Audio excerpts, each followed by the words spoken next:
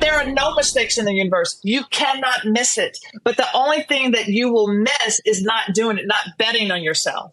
And the thing is, because I went through all of that, when I come to something that I don't know, when it comes to something that I feel in my heart, now I have so many examples of say, girl, if you don't do it, you can do it later or you can do it now, but you will do it. Do it now. So do it now. You will do. Oh, girl, somebody needs to hear this. Yeah. This is the Kim Gravel Show. Let's just go on and spill the tea. This is one of the realest persons I've ever met. My mission is to encourage every single woman. We're here to lift y'all up. There's no one more effective than moms. You mess with the bull, you gonna get the horns. I need coffee, I need Jesus, and I need therapy. If you can bring a smile to people's faces, why would you not? True confidence is knowing who you are and why you're here. Hey, y'all. Kim Gravel here. This is the Kim Gravel Show. And this season, we are talking about leveling up our life and stepping into our purpose. And we're going to do that right now. And we're going to do that together. Okay. Wait till you see who we've got on the show. Carla Hall. You are going to know her from TV, from all her cooking, from all her amazing shows that she hosts and is a part of. But what I love about Carla, Zach, because see, I met Carla at the Tamron Hall show not too long ago. We were both there. I was promoting the book, and she was promoting her QVC line. Didn't know it, just ran into her. I didn't know that either. I didn't either. I mean, I knew she had a line on QVC, but I didn't know she was going to be there. And we hit it off instantly. It's Carla's zest for life and food and love that I think people connect with so much. She's such a positive person, has a lot of energy, but at the same time, she has a reason that she does what she does. Wait till you hear her story and how it came about. Zach, have you ever seen Carla? I was a big fan of Carla on Top Chef. And it's actually really funny because Carla's one of those people who is like, I think, like more famous than she is in a way. Like Mike who edits the show is like, oh my gosh, I love Carla Hall. And like, you know, my wife is like, oh my gosh, I love Carla Hall. I love Carla Hall, like, right. Everyone knows who she is. And she's just so amazing. And she has like, she's so filled with life, but she's had like, she's so authentic. Yeah. She's so authentic, Zach. She's so real. And wait till you hear her story and you're going to be encouraged. You're going to be uplifted. You're going to learn about Carla, but you're also going to be inspired yourself. So don't go anywhere. Right after this, Carla Hall. I just want to say a big thank you to everybody who's reached out to me about the book, Collecting Confidence, my new book that has just been such a blessing to hear from you. It's been a bestseller, and more importantly, it's the messages I'm getting that it's touched your life is really, you have no idea. That is true success to me. If you've taken anything, any nugget, any truth out of that book and applied it and related to it in your own life, I say thank you. Zach, it's just been so amazing to hear people say to me, Kim, this book touched me. That's why I did it, is that I want everyone to walk in their collected confidence. So you can start where you are and become everything you're meant to be. Doesn't matter your age, doesn't matter what you look like, where you come from. Confidence is right there for you and can be everything. Help you be everything you're meant to be. Thank y'all. I love you. Oh, get ready, get ready, get ready, get ready. Our guest today, she went from accountant to model to author to chef. Okay, she's a TV star. She was the TV star of Top Chef. She was on The Chew, one of my favorite daytime shows of all time, and is a fixture on the Food Network. Her latest cookbook, Carla Hall Soul Food, is an everyday celebration and was published in 2018 and is one of the best-selling cookbooks on every list out there. I love this about her, though. She worked as a caterer, a teacher, a private chef. She's a keynote speaker. Y'all, welcome Miss Carla Hall. Carla Hall.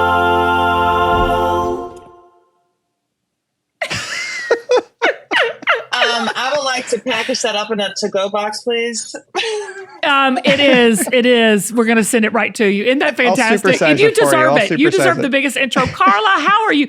Now, can I just say real briefly, Carla and I just recently met in person on the Tamron Hall show. I was so glad to see you that day. I was like, oh my God, because I knew you had the new line coming out on QVC and it's like uber successful. And I'm like, I wonder if she knows if I'm on QVC. I'm going to go just attack her and meet her and see if we can connect. And it was instant kinship. 100%. It was instant because the day that I launched on March 22nd, I was at QVC and I was looking at Mary and I saw you on screen. I'm like, who is that? And your energy popped off the screen. I was like, whatever she's selling, I want to buy. Okay. I mean, it was seriously, I was like, sold. You have your phone.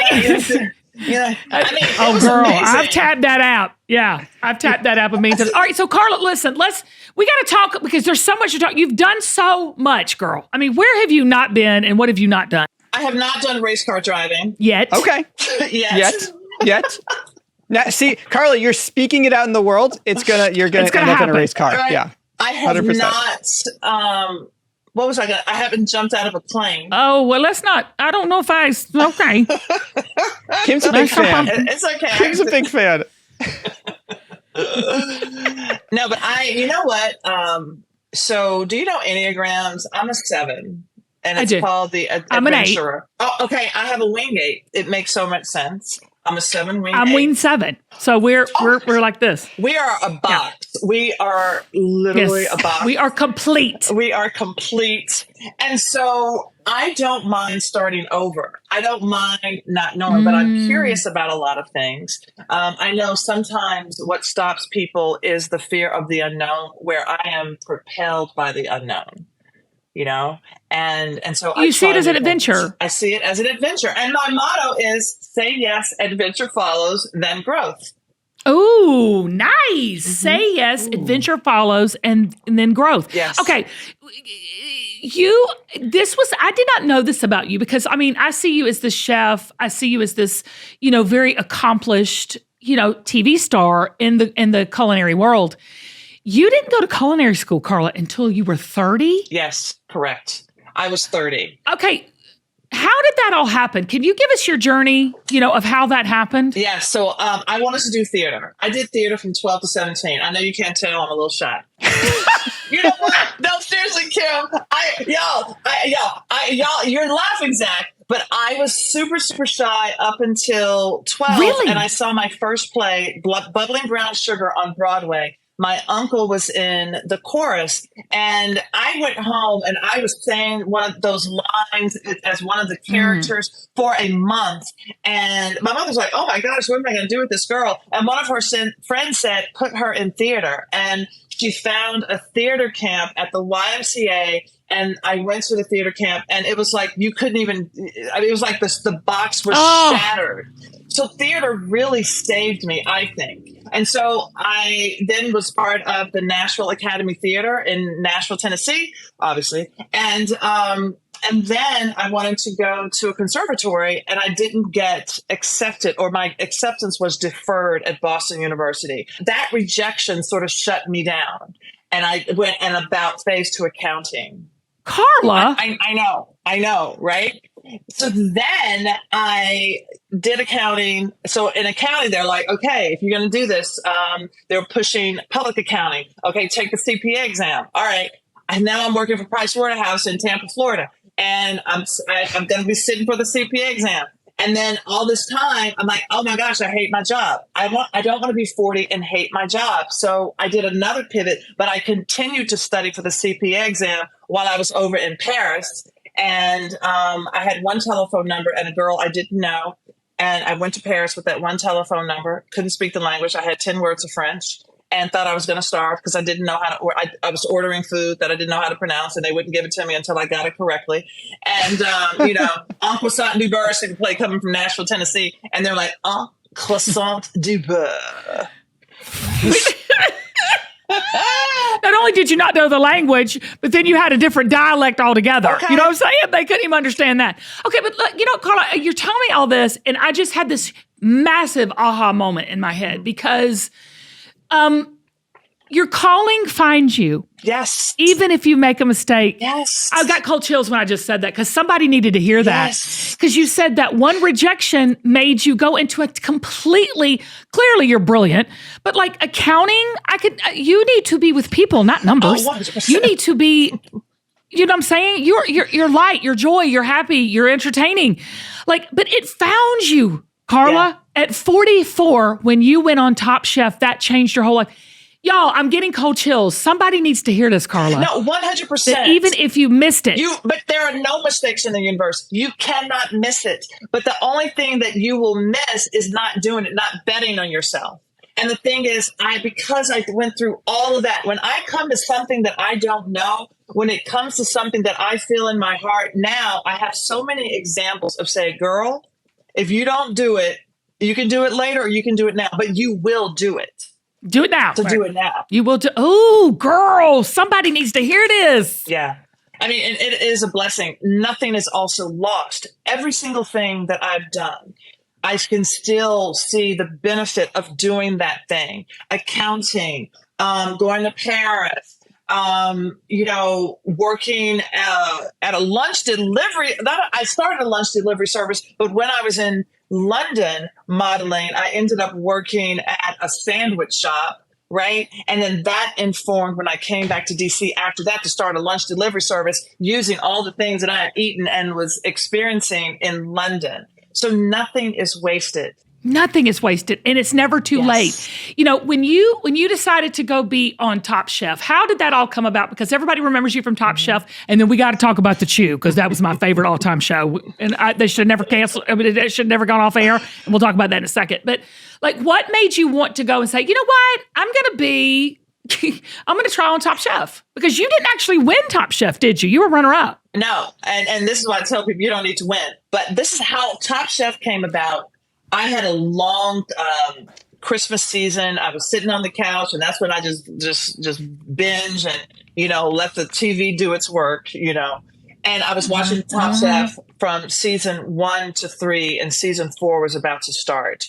And then a friend called me and said, you should do Top Chef. I said, yeah, that would be great. That would be so much fun. I literally had just found out about the show. Then one day, my sous chef came in and said, I had a dream you were on Top Chef. So when I got home that day, I had a call from Magical Elves saying, oh, hey, we're from Magical Elves, and would you like to audition for Top Chef? I thought it was a prank call. I wasn't going to call them back. So then I had it on my cell phone. I had it on my home phone, and they said, oh, LaDon Descoffier, but they sort of messed up the name, and everything that in my world was just coming together. And that's how I got on. A woman named Catherine Newell Smith gave them my name, and I didn't even realize it. And I went to her for a reference, not knowing she was the person who gave them my name. That's how connected we are, like in this universe. When you're meant to do something, right?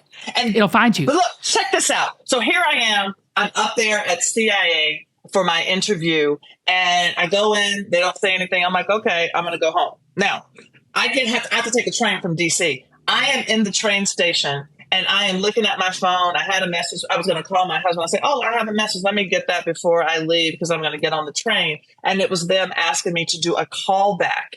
Now, I was 20 minutes from getting on that train. Instead, I turned around and went back. Can you imagine getting that message on the train? Stop the train. Oh my gosh. Every single thing was just like, I am supposed to be here. Right? Yeah. But you were 44. I was 44. Like so many people say, I have so many women say to me, I can't do this. I'm too old, or I'm too this, or I'm just a mom, or I'm just I'm just a, and then you fill in the blank. You are 44, Carla. You are heading into your prime of your earning potential, your brand building, your TV career as a CPA /chef /restaurant. Didn't you have a failed restaurant as well? Yeah, I had that at 50 something. Yeah, child. Yes. Okay. Yeah, I sure did. No, but look, this is the thing. I think a lot of people, especially women, and I will be 60 next year, girl. I will be celebrating the entire year. You do not, I swear. Yeah. You look like you're 42. But okay, look. Okay, it's all melanin and all the things. But, so, I mean. True that. But think about it. And I want to bring up Tina Turner. Even though she was a singer, she sort of recreated herself at 41. Right? And so life is not over. When you can honestly rein in your wisdom of all those years, okay? I think we're groomed to think, hey, life is going to be over. You're in the thing, which is what I thought. I said, I don't want to be 40 and wish I had it, because at 40, I think I would have figured it all out. But at 40, I had the wisdom to take more chances with all of the things that were in front of me and to be able to see them as opportunities. And I think by not taking that chance on yourself, by betting on yourself, you're wasting all of that wisdom that you accumulated over the years. And you could have been getting busy about it earlier.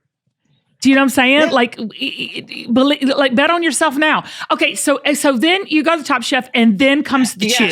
Now, for those of you who missed the chew, should we start writing letters now and say, bring it back, bring it back? It was one of the best shows on daytime TV ever. It was amazing. It was so much fun.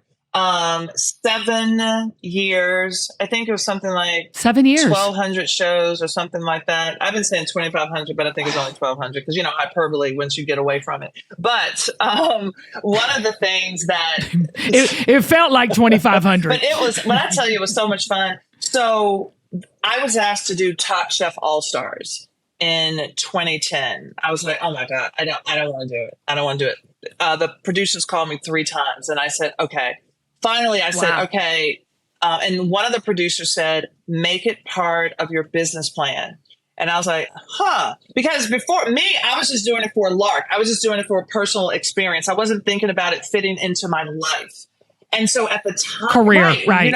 So at the time, I really didn't want to cater anymore. And I was trying to figure out what my next chapter was going to be. And I said, okay, I think I just want to do cookies, tiny cookies. And when he said that, I said, oh my God, I'm going to go on Top Chef just to tell people I don't cater. Don't call me for catering. I don't cater. I was like, I'm a recovered caterer. Right. And that was been there, done that. That was the only reason that I did it, girl, because catering is just a food mover. So when I go on, and then I had one fan favorite, that's when they were looking for people for the chew. So one opportunity fed into the other. And so I did the whole thing, and they called me, and it was a whole bunch of people, 200 and some people. They didn't ask me. They shot the pilot. They were working on it a year. And then it came up to Top Chef. I won fan favorite, and that's when they brought me in. And the 5 of us were together for 20 minutes when they announced us as the cast 3 days later. Boom, boom, boom. And it was kismet. It was magical. It was a kindred spirits of sort, that show. Yeah. It was high level. It was elevated. You guys really had a lot of chemistry. Your philosophy in life is something that your grandmother advised you from a young age. She said it's your job to be happy, not rich. Do you think that's what you live your 100%. Life by? I love 100%. That. 100%. Everything I do. When people ask me, how is it that you have so much energy? I said, I have a good picker. I wouldn't be here if I didn't want to be. I don't say yes to anything. You got a good what? Hold on. You got a good what? I have a good picker. You got to lean into that, babe. Yeah. Lean into that. Yeah. My team. Tell everybody what you mean by that. What I mean is my gut. I trust my gut. My whole team is used to trusting my gut. And it will say, yes, I should do this. No, I should do this. I have to like the people I do business with. I have to and this started with catering, because I used to cater because I thought that the client had the power to choose me. And I realized, no, I can choose you too. Because you want me to feel good about your job. If I don't feel good about making your food, it ain't going to be good. So it is a mutual thing. Anybody who is in business, you get to choose your client. Come with that. Right? And we feel like they have to choose us. It's a mentality. Yes. Even now. Don't you think that applies, Carla, to relationships? It applies to business. It applies to parenting. It applies to friendships. It's like, what is it about sometimes as women, especially women, that we feel like we don't have that power of choice, but we really do. And when you step into that power, your world changes. You aren't acting with from resentment. Because I mean, there are times where like somebody will ask me to do something and I'm like, I'm going to be tired. I'm not going to be in my best mood. But people are like, you're always happy. No, I'm always happy because I want to be there. You don't want to see me when I'm hungry and tired and resentful for taking this job. Because that is not a good look. Carla, you have just spoken into my life. And I know everybody listening in a big way right now because you just don't need to say yes just to say yes. Or because you're desperate. And a lot of times people will say yes because one, they think if they say no, that person isn't going to come back. If your price is your price and then like, oh, well, I can't afford that. And you start, bringing down your price. It's like, I'm like, oh, okay, well, I'll still be here. Call me when you can. Right. Yes. Okay. Y'all, that we could just totally end the podcast on that because that is such a mind blow. I hope everybody understands what she said because her grandmother said what? It is your job to be happy, not to be rich. Right. Don't you think the riches follow when you're in the happy place? The riches follow. And I mean, so Kim, even when I look at you on television and you're selling things and we were talking about your business and how it's grown in 5 years, right? But your authenticity, and when I look at you and what you're projecting from the screen, you would not project that if there was like unhappiness or resentment. All those things, the pride that you feel and the joy and confidence that you feel in your products, that's what sells. That's how you come across. You come across with such confidence. And it makes me feel like, okay, I feel more confident in your presence. And I think that comes from this whole philosophy that you're walking in what you want to do. Yes. I mean, to me, I got cold chills. The whole thread of your life is that you've pivoted, you've tried things, you've let your gut guide you. And is that why you're so confident, Carla? Because you really are. No, let me tell you, right now, I can stand right here or sit and tell you I am good at what I do. And I know that I'm good at what I do. You are. And I'm worth every penny that I get from what I do. But it was a process. And when I was on the Chew, and I just did this podcast, just did a thing where we were talking about my hard lessons. And when one of the executives said, look, you aren't as good as the guys. And maybe it's because he couldn't articulate what he really needed to say to me. But that's Hollywood. It was really harsh. But what it did to me, frustration is the ability to do work. What it helped me do was to say, wait a minute, let me call a meeting and let me go and talk to these producers. I was so upset by that, but I also, I had to do other things. And when he was the messenger for my lesson. And so a lot of times we will have a personal attachment to the messenger because I still had to get to that point of, without him saying that, I wouldn't have gotten to my authenticity. Every single day, my prayer was authenticity. And so really what he was saying was, you aren't as comfortable in your own skin as the guys are. And when I called that meeting and child, I was crying, I was saying all the things because I just knew I was going to get fired after this. And so I said, let me not sit at home and say, I wish I had to say it. But, and then when I finished all of that, he was like, all right, you ready to get to work? And basically I was ready to step into who I am. Right. Yes. And a lot of times, even on the other side, so a lot of times we may feel like we want to say something to somebody and we don't say it because we're like, we really don't want to hurt their feelings. But when you do that, you deny that person that lesson, the thing that they're supposed to hear to propel them to do the thing. Right.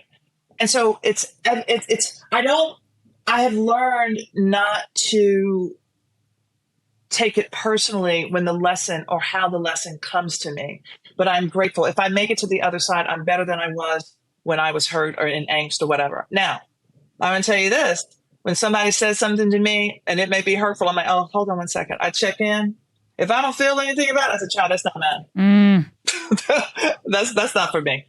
That's that gut. That's that gut check. When they say something like, oh, I don't know if this is for me. This might be against me. I need to back off from that and let that just go in one ear out the other. And you got to be able to discern that difference. How do you do that? How do you discern that? I think it comes from when you were going through those hard lessons, you checked in. And when I tell you the first 3 years of the Chew, my stomach was in knots and gnarly, and it was painful. It was like I had a stomach ache. It was painful. And I was like, oh my God, it was the hardest thing. And then it became less and less and less. And so using that. And so I know now from listening to my body, listening to my spiritual sense, my voice, what that feels like when I have a lesson. So you have to learn to use that muscle. I've been using it for 3 decades. And I've learned to use that muscle and to tune in because it is for me. Anything that happens to me happens for me. Oh, yeah. Oh, y'all, it's that time of year. Spring and summer is upon us. It's swimsuit season, and I don't know about you, but I am looking for ways to get healthy, look better, and feel better. And to be honest with you, I'm just too busy to cook. And with Factor, you get to skip the trip to the grocery store, skip the chopping, the prepping, the cleaning up too.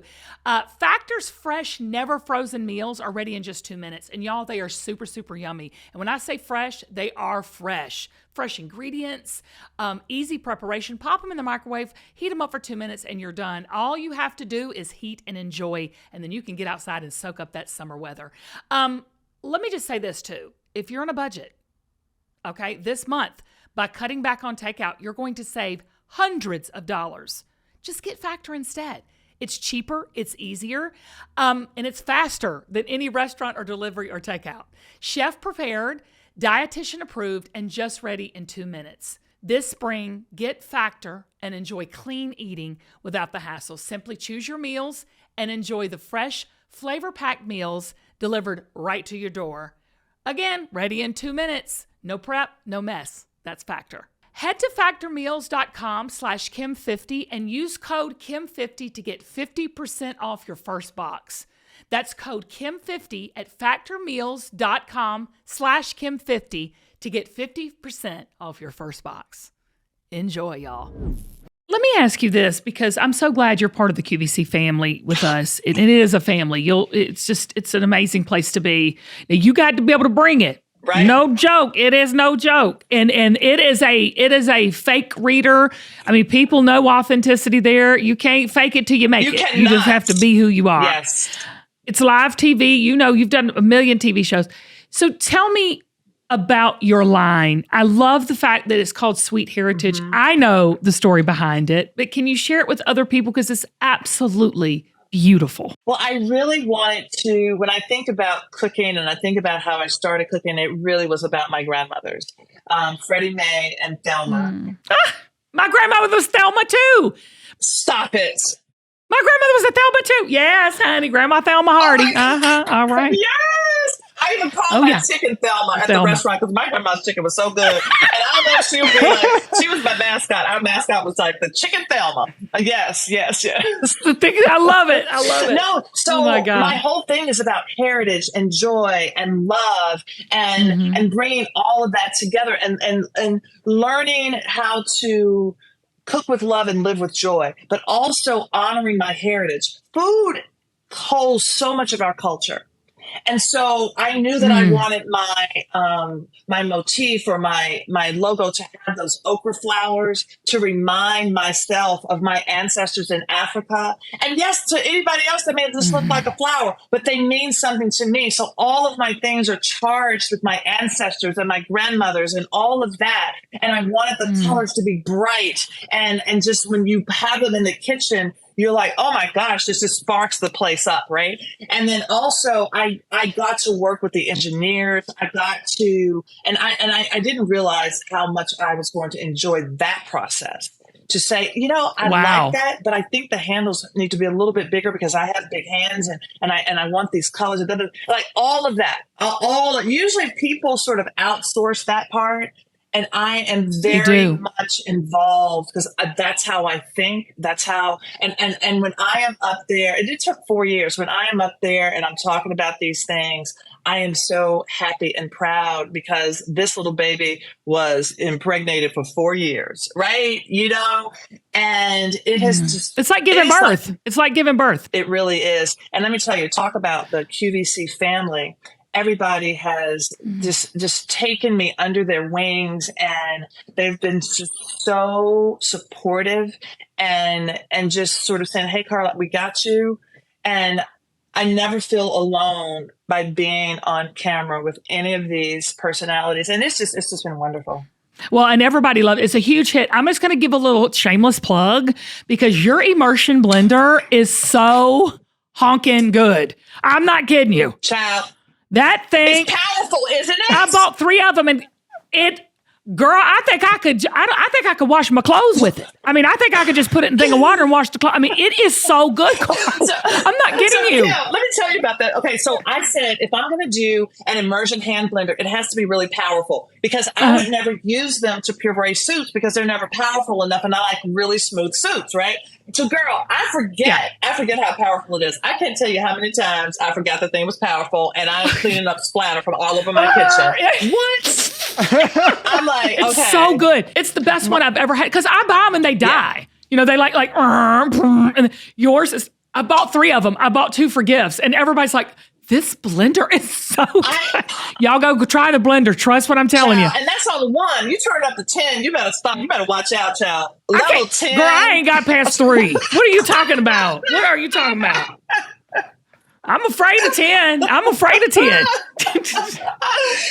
No, it's so good. The quality. And my point is the quality's there. Y'all go check out her line. Do you have other things coming up? Like, what's the plan? What's the future? What's next? Yes. So I have, can I talk about them? Like, I do have some other things coming up. And I have color. So going into the fall, we've got this berry. So we have plum in the summer. Berry is coming in the fall. Mushroom is coming in the fall. Sort of like a neutral palette. I've got an everyday cooker that is coming in. Ooh. And it's an everyday pan, nonstick, and it has a steamer. And look, check this out. I've had so much fun creating recipes for every one of my products. So if you get my products, at least 5 recipes per product. Child, you have a whole cookbook. You have a whole cookbook when you get my products because I make sure I have an electric knife coming out. I have a rolling pin with variable little sizers, and I'm doing one that's a 1/2 inch because when I did my petite cookies and I would roll them out and I did 1/2 inch by 1/2 inch cubes. Right. So all those things, I mean, I'm so excited. And speaking of being hungry, child, have you tried my hot chicken? The raw hot chicken. You better shut your face, because it is so darn good. I'm gonna tell you, you got to get 2 packages because one of them you're gonna just be hitting somebody upside the head with the raw chicken. Now you said hot chicken. Wait, what is it? It's hot. It's a raw baked chicken. Hot chicken. It's hot, but it's raw. Okay. So you cook it at home. And so it doesn't come cooked. It is hand butchered. Oh my gosh. It is free range. It is not injected. It is juicy. Like the skin has a yellow tinge.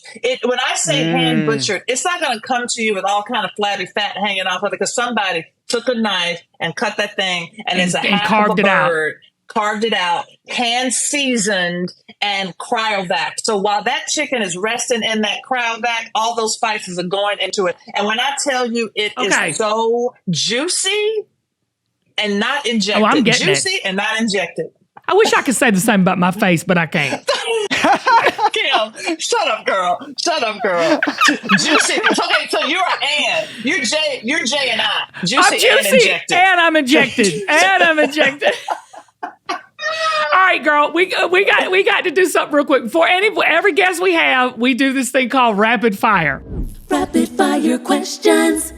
So we just going to ask you random question, and I don't even have to tell you this because what comes up comes out. So just don't even think about it. Just she's stretching. Bam, bam, bam. All right, she's ready. Yeah, she's stretching. Ready. She's stretching. Yeah, she's got this. What is your baking pet peeve? Oh my God, no salt in the sweet. Ooh, nice. Oh.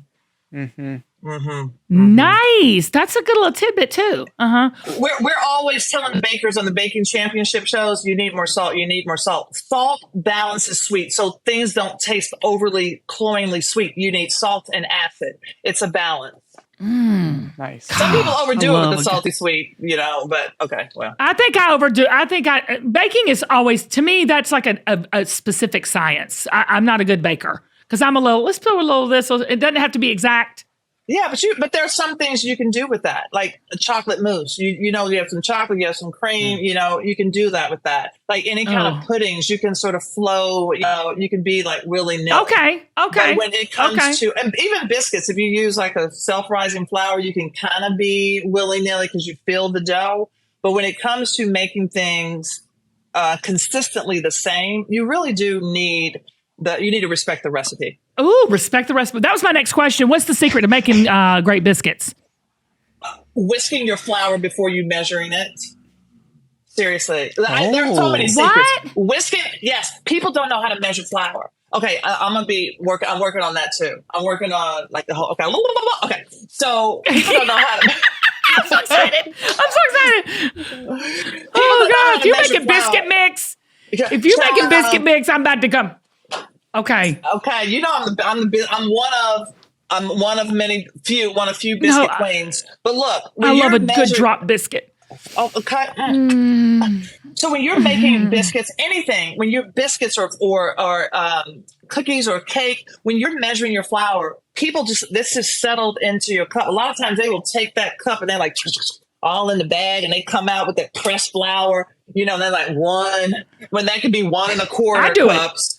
Yeah, and then you blame the recipe, and then you wonder why sometimes your recipe is good and sometimes it isn't. It's because you're not measuring the flour correctly. And so generally what I do is I have people measure flour, and then I'll say, okay, now I'm going to put that in a bowl, and now I'm going to properly measure your flour out of what you just measured and what you think is a cup.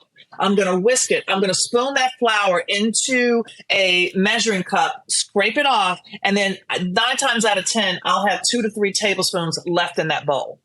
And so if you have 2 to 3 tablespoons every time you're measuring a cup, now it throws off the wet to dry ratio. So you're like, this is a bad recipe. I don't like these cookies. I don't like that cake. When in fact, girl, you just blew my mind.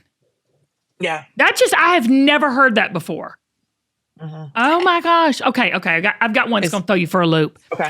What is the secret to a great online dating profile? Because didn't you meet your husband on Match.com? Okay, I sure did. Being honest, my name was Scrabble Girl, and I didn't even iron my T-shirt when I got there. And I mean, talk about being like goofy and nerdy. And my friends were like, "You're going out like that?" I'm like, "This is how I am 99% of the time." So he needs to see me the way I am. What you see is what you get. Okay.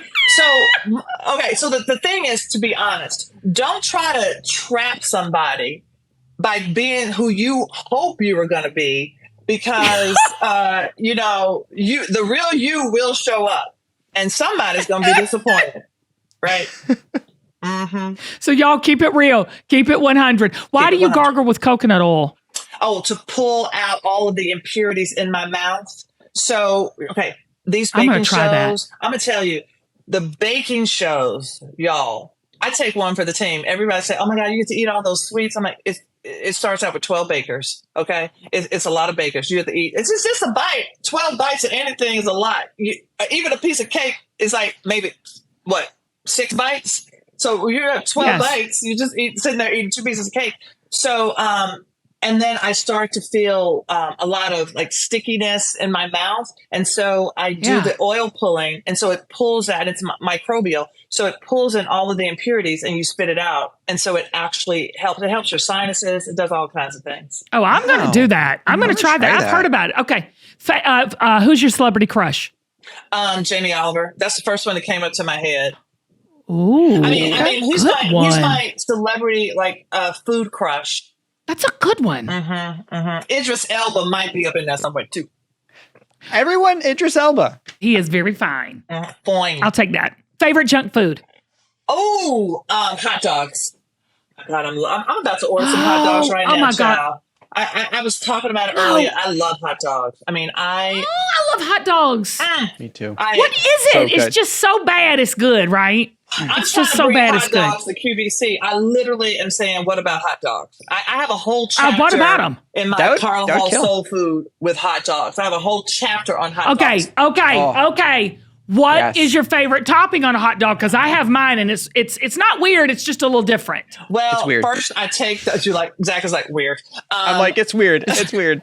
First, I take the mustard on top of the hot dog, and I spin the hot dog so the mustard can go around the bread and the hot dog. I do that twice, and then I come back with a little bit of ketchup, and I do a smear. Just not a whole complete smear. Turn. Okay. Just a turn. Then I put in relish and a little bit of chopped onion. That is my go-to straight up right there. Right. Okay. Yes. Well, I do slaw. I do slaw. Is good. Was that an applause? That was an applause. That was an applause for that. I'm going to tell you, you deserve the applause for the turn of the dog. I never thought of that. So you just kind of just go boo, get it evenly distributed on the dog. Yes. And can I tell you this about me? Because I just want to share my weirdness. When I order a hamburger, I'm like, can I have a toothpick, please? Because when I get my hamburger, I cut it in half. The half that I'm not eating, I put a toothpick in it and put the cut side down so that when the juice starts running out of it, my bun isn't soggy by the time I get to the next half. Come on. Wow. That's huge advice. Oh, my God, Carla, you have completed me. You complete me. Wait. So, One more Kim, question. what do you put on yours? Just coleslaw? That's not that weird. Coleslaw. I put chili. I put whatever it is, but I love a slaw dog. See, chili and coleslaw. And I don't like my dogs too thick. I don't like my dogs too thick. I like them I like them plump, but I don't want to have to like break my jaw to eat it. I want it to go in. Okay. Yeah, that, right? You know? A lot of times people think bigger is better, and it's just not. It's not. It's not, babe. It's not. Whoa. Okay. Zach, leave that alone. Let it sit. I'm just backing away sit slowly, all right? Just back away. A couple more questions. When you host the Worst Cooks in America, what is the biggest mistake people make when they're cooking? Oh, my God. When the pan gets hot and they have oil in it, they literally stand back. They're scared, and they go and they throw the food into the oil. I mean, and then splatter, and then a fire starts, and then they're screaming. Guilty. All right. I mean, they're like, they don't know how to moderate heat, and they don't know how to season. And another thing, when they're seasoning, they're so close to the food, they're like clump. I mean, the salt looks like polka dots instead of snow. It's yes. We want snow, not polka dots. Exactly. We want snow. All right. This last question. Anybody listening, Carla, what piece of advice would you give someone who said, I'm ready to pivot, I need to make a change? What do I do? Listen to the signals. Once you make that statement, I want you to notice what people come into your orbit, what you start seeing, right? Because those are clues. That's the universe saying, I heard you, and we're going to get you there. But it's a process. And you have to trust the process. A lot of times people give up before they're done baking. So you have to bake in it, and then you just have to. I can't. So many people are like, "Oh my gosh, I almost gave up, and then this happened." I'm like, "It's happened because you did the work." But the universe hears you. And here's an example. Your consciousness changes when you get a new car. You know how you start seeing that car. Now all of a sudden the car is everywhere. Those cars were always there. You spoke yours into existence. You have it. And now you start seeing them everywhere. So speak your thing into an existence and see what shows up. Yeah, that's the first step. Carla, I love you. Okay, everybody, go to Carla's Instagram, Carla P. Hall. Get her line on QVC is called Sweet Heritage. Check it out. The immersion blender is everything. And her book is called Carla Hall's Soul Food. You are one soulful lady, and I love you to death. I'm so glad to be part of your QVC family. Thank you so much. I love you, girl. I love this. Zach. Thanks for being here. Deuce.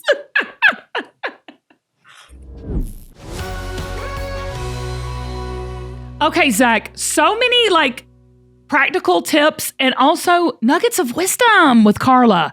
I loved how she was saying, Zach, she's just who she is. She's showing up as who she is.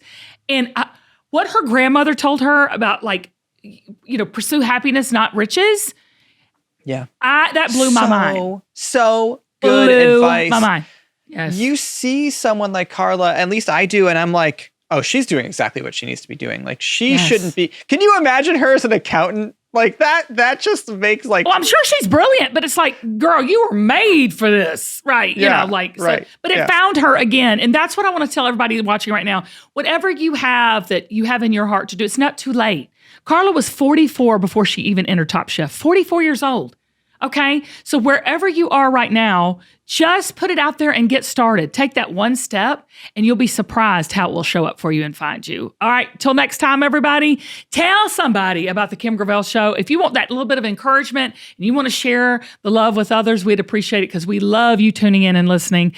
Till next time, I'm Kim. I'm Zach. And we love you. I was like, I know this face. Why do I know this face? And you know, menopause has you meet people every day. Oh, but girl, I can't. Look, right.